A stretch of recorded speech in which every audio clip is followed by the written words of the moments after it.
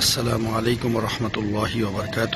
আমরা এখন আছি মসজিদে জোরানা, যেখান থেকে হুজুর সাল্লাল্লাহু আলাইহি ওয়াসাল্লাম তায়েফ থেকে আসার পথে যেই মসজিদ থেকে তিনি উমরা পেতেছেন, সেই মসজিদের ভিতরে আমি এখন অবস্থান করছি। হাজী সাহেবদের নিয়ে এসেছি তাদের উমরা করানোর জন্য। আপনারা যদি এই মসজিদ থেকে উমরা পালন করতে চান তাহলে একদম সহজভাবেই আমরা উমরা পালন করতে পারবেন।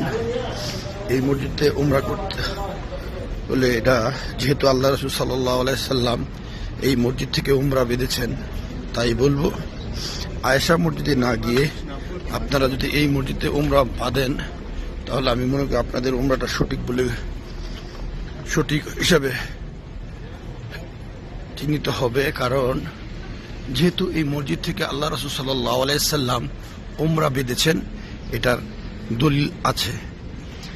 এই মসজিদের পাশে কিন্তু আরেকটা কূপ আছে, এই দেখেন, এই যে কূপ, এটা হচ্ছে সেই কূপেরই হুজুর সাল্লাল্লাহু আলাইহি সাল্লামের জমানার আমলের যে কূপটা, সেটা আপনাদের আমি দেখাচ্ছি। এই মসজিদ আপনারা কিভাবে আসবেন, যদি আপনারা এই মসজিদে, এটা হচ্ছে যে মসজিদের টয়লেট, যেটা এই সামনে, এটা হলো টয়লেট, খুব সুন্দর। এই টয়লেটটাও খুব সুন্দর, দেখার মতো।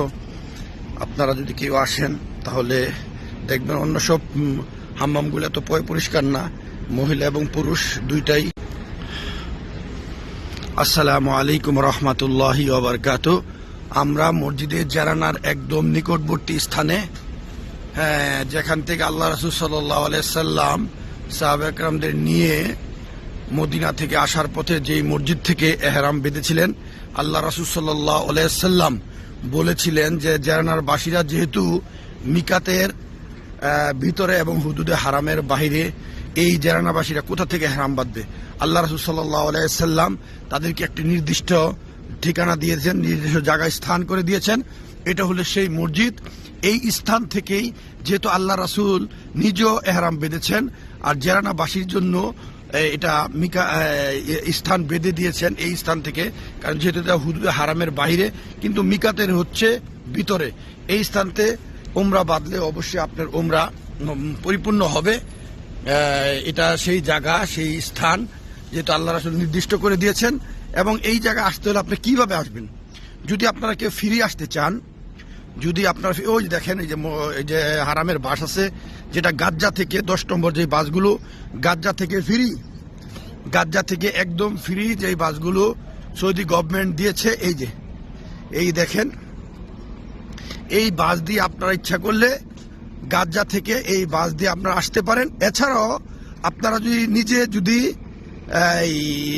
ট্যাক্সি ক্যাব নিয়ে আসতে পারেন, সেটাও নিজ করে আসতে পারেন। আর যদি সাবামারোর ওই পাশে যান, গাজ্জা, আপনারা জানেন গাজ্জা বিশাল টার্মিনাল, যেটা হজের সময় হাজী সাহেবদেরকে সার্ভিস দেওয়া হয়। এই যে এই বাস, বিশাল বাস, এটা সৌদি গভর্নমেন্ট হাজী সাহেবদের জন্য, এটা শুধু হাজী সাহেবদের জন্য, এই যারা এই জারানা মসজিদে আসবে তাদের জন্য কিন্তু এই যে বাসটা, এটা হচ্ছে 10 নম্বর বাস। আমি টোটালটা আপনারা দেখাচ্ছি যাতে আপনাদের সুবিধার্থে এই ভিডিওটা বেশি সবাই শেয়ার করবে, তাহলে অন্যদেরও উপকার হবে। কারণ এই বাস দিয়ে আসলে আপনার একদম ফ্রি, টাকা লাগবে না। এই দেখেন বাসের গায়ে এই যে বাস নম্বর, এই যে বাস নম্বরটা দেওয়া নাই, যেহেতু এই বাসটা সাধারণত 10 নম্বর বাস, 10 নম্বর বাস হিসাবেই কিন্তু এটা পরিচিতি। অন্য বাসগুলোর গায়ে কিন্তু লেখা থাকে এটা মক্কার একদম সাফা মারুয়ার যে হারাম,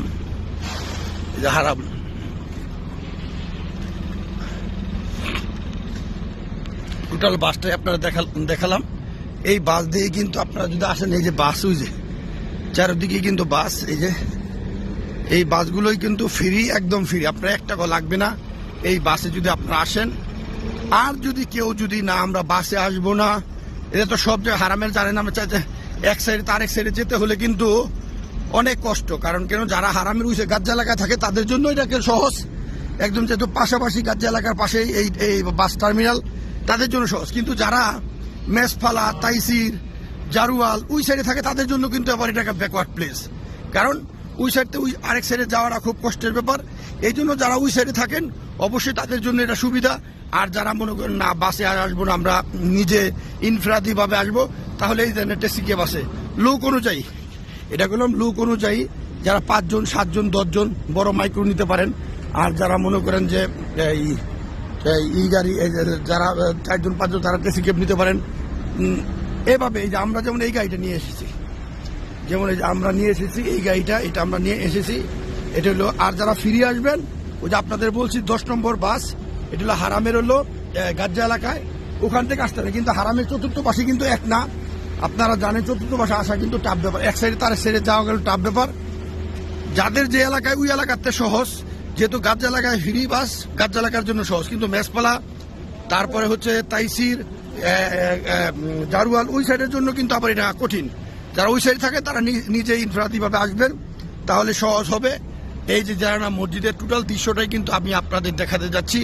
এখান থেকেই যেহেতু আল্লাহ রাসূল সাল্লাল্লাহু আলাইহি ওয়াসাল্লাম উমরার জন্য ইহরাম বেঁধেছেন, তাহলে এবং জারানাবাসীদের জন্য উমরার যে নির্দিষ্ট একটা ঠিকানা করে দিয়েছেন, স্থান করে দিয়েছেন, এই জায়গা থেকে উমরা যদি কোনো ব্যক্তি করে তার পরিপূর্ণ উমরা আদায় হবে।